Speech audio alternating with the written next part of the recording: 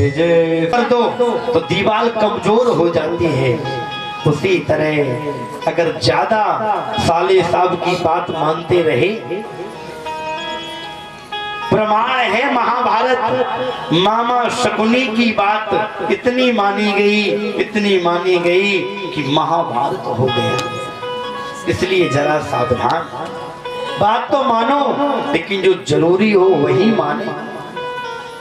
एक ने कहा कि संबंध नहीं होते, अब भी तू सौदा होने लगा है, अब तो सौदा हो रहा है। जब किसी कन्या का विवाह होता है, विवाह के लिए जब देखने जाते हैं तो चर्चा सुनने को मिलती है, अरे भैया फलाने व्यक्ति आए थे, वो तो 20 लाख दे रहे थे। इसका मतलब अब आप 25 लाख देना चाहो तो विवाह हो जाएगा। अब विचार करना, जब ऐसे विवाह होंगे जो केवल संपत्ति के आधार पर, केवल मांग के आधार पर विवाह हो, तो इसलिए कहते हैं दंपति नाम चकलकनम। इसलिए पति पत्नी में महाभारत जाएंगे तो व्यर्थ की बातें पूछेंगे, व्यर्थ की बात कहेंगे। और भोजन के लिए जब हम निमंत्रण में जाते हैं तो देखो कितना अन्न बर्बाद करते हैं। आजकल तो शादी का समय चल रहा है, जब जाते हैं तो अपनी थाली में इतना भोजन रख लेंगे कि खुद खाया नहीं जाएगा, बाद में फेंक देंगे। जरा विचार करना, शास्त्र कहता है जितने से आपका काम चल जाए उतना ही भोजन पाइए। ये नहीं कि फ्री का मिल गया लाओ खा लो, और कुछ लोग होते भी हैं लाओ खा लो, और खाते खाते रसगुल्ले 4 ज्यादा खा लिए, क्या हुआ अब तो खट्टी डकार आने लगी।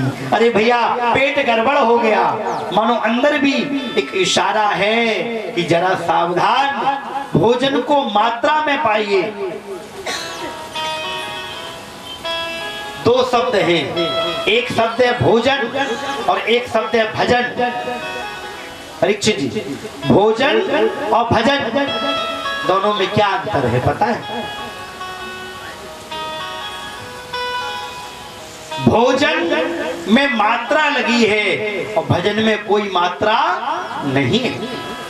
लेकिन हम लोग क्या करते हैं, जब भोजन पाते हैं तो मात्रा में नहीं पाते हैं, पाते चले जाते हैं 1 2 3 4 5 6 7, जब तक पेट भर ना जाए और यहाँ तक ना भर जाए तब तक पाते ही रहते हैं। और जबकि शास्त्र कहता है कि भोजन में मात्रा लगी है, मात्रा के अनुसार भोजन कीजिए, और भजन में कोई मात्रा नहीं। जब भजन करते हैं तो माला में ये मत गिनो कि 1 माला 2 माला 3 माला 4 माला, गिनिए मत, क्योंकि उसमें कोई मात्रा नहीं है।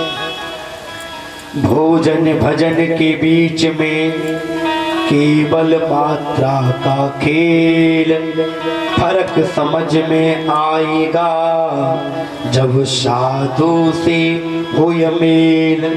दोनों ही के कारण ते मन हर्षित हो जाए, और भोजन में मात्रा लगी और फिर ठूस के खाए। भोजन में मात्रा लगी और फिर ठूस के खाए। भोजन में मात्रा लगी है और फिर भी ठूस रहे हैं, लाओ खा लो, जरा सावधान। नारद जी महाराज जब उस देवी के पास में गए, पूछ दिया देवी तुम कौन हो, तुम्हारा क्या परिचय है? देवी ने कहा महाराज मेरा नाम भक्ति है, और ये जो आप सामने देख रहे हैं ये मेरे ही पुत्र हैं, ज्ञान और वैराग्य। समय की विडंबना को देखिए कि माँ तो जवान है और पुत्र वृद्ध होकर सामने लेटे हुए हैं। अगर मेरी भी ये दशा रही तो मैं इस जगह को छोड़कर और विदेश चली जाऊंगी, मैं इस जगह पर रह नहीं सकती। नारद जी ने देखा, कहा हे माँ आप कहीं न जाएं, क्योंकि आजकल हर व्यक्ति का झुकाव विदेश की तरफ ज्यादा है। विदेश जाएंगे तो बहुत सारा पैसा कमाएंगे और उस पैसा से सुख सुविधाएं हमें प्राप्त हो जाएगी। इसलिए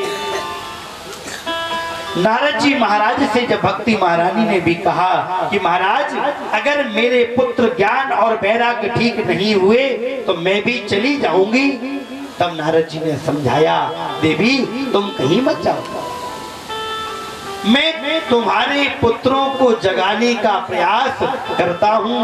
और नारद जी महाराज ने बड़ी सुंदर वेद का पाठ किया, वेदांत का पाठ किया और गीता पाठ भी बार बार सुनाया, लेकिन फिर भी ज्ञान वैराग्य खड़े नहीं हुए। क्यों? क्योंकि आजकल ज्ञान वैराग्य की बातें कोई सुनने वाला नहीं, चर्चा करने वाला नहीं। क्यों? ज्ञान वैराग्य की कोई बात नहीं करता। अगर कहीं कथा भी हो तो देखा जाता है कि बार बार बुलाओ फिर भी नहीं आती। और परीक्षित जी कहीं लड़ाई, अब और कुछ इसे सुनाया जाए, आखिर क्या सुनाए? एक बार ज्ञान और वैराग्य खड़े हो भी जाते हैं और लेकिन फिर थोड़ी देर के बाद लेट जाते हैं, सो जाते हैं। ज्ञान वैराग्य जब खड़े नहीं हुए, नारद जी को चिंता हुई और चिंता करते करते तभी आकाशवाणी हुई, अरे नारद जी आप सत्कर्म कीजिए। अभी नवरात्रि चल रही है, हमारा 9 दिन का मौन व्रत चल रहा है, हम बोलेंगे नहीं। तो जो प्रतिष्ठित व्यक्ति है वो बोलते नहीं हैं और कुछ लोग तो दाएं बाएं हो जाते हैं, और जो छोटे मोटे महात्मा हैं वो तो नारद जी के हाथ जोड़ लेते हैं। अरे नारद जी, कहाँ आप ब्रह्मा जी के मानस पुत्र, आप हमसे पूछ रहे हो, हम आपको क्या बताएं? तब नारद जी महाराज सीधे बद्रिकाश्रम धाम को जाते हैं, जहाँ पर सनत कुमारों से भेंट हुई, चर्चा को बताया और नारद जी ने कहा, हे सनत कुमार जी, मेरी जो समस्या थी वो मैंने आपको बता दी। अब आप बताएं कि आकाशवाणी ने जो सत्कर्म के बारे में बताया है वो सत्कर्म कौन सा है, क्या है? नारद जी से सनत कुमार जी कहते, चिंता मत करो हे नारद, वो सत्कर्म और कोई नहीं, श्रीमद् भागवताख्योयम प्रत्यक्ष कृष्ण एव ही, प्रत्यक्ष श्री कृष्ण कथा ही दिव्य औषधि है। इसके श्रवण मात्र से भक्ति ज्ञान वैराग्य का कल्याण हो जाएगा। अब नारद जी कहते, महाराज जरा बात हमें समझ में नहीं आ रही। क्यों? क्या दवाई के ऊपर विश्वास नहीं? कि महाराज दवाई के ऊपर तो विश्वास है, लेकिन मन में एक शंका है। क्या? कि जब वेद के से, वेदांत से, गीता पाठ से भक्ति ज्ञान वैराग्य का कल्याण नहीं हुआ तो इस भागवतामृत से कैसे कल्याण हो जाएगा? ये बात समझ में नहीं आई। क्योंकि मैंने भी अपने पिता से भागवत सुना है, तो मुझे पता है कि ये जो भागवतामृत है ये समस्त शास्त्रों का सार है। तो अब मेरा प्रश्न है, जब शास्त्रों से ही कुछ नहीं हुआ तो भागवत से क्या होगा? सनत कुमार जी कहते, नारद जी ये तो वही बात हुई जैसे कोई व्यक्ति कहे कि भैया जब पत्ते खाने से, जड़ खाने से हमें कुछ नहीं मिला तो आखिर फल खाने से क्या मिलेगा? जबकि देखा जाए उस पेड़ का सार जो होता है वह सार किसमें आता है? फल में। इसलिए अरे ऋषियों, इस भागवतामृत को पान करो। और आज बड़े ही सुंदर सनत कुमार जी ने श्रीमद् भागवत की कथा को नारद जी को सुनाया। भक्ति ज्ञान वैराग्य को ले जाकर और सीधे हरिद्वार धाम में पहुंच जाते हैं। आसन लगाए गए और गंगा जी की सुंदर नव कोमल बालुकम में बैठकर कथा प्रारंभ हुई। भक्ति ज्ञान वैराग्य तीनों तरुण होकर नाचने लग जाते हैं। आज भक्ति महारानी ने पूछ दिया, हे नारद जी आप ये बताइए कि आखिर हम बैठे कहाँ, क्योंकि आपने बैठने के लिए सबकी व्यवस्था की है, हम कहाँ बैठे। तो कहा कि हे भक्ति महारानी आप हम जैसे भक्तों के हृदय में वास करो।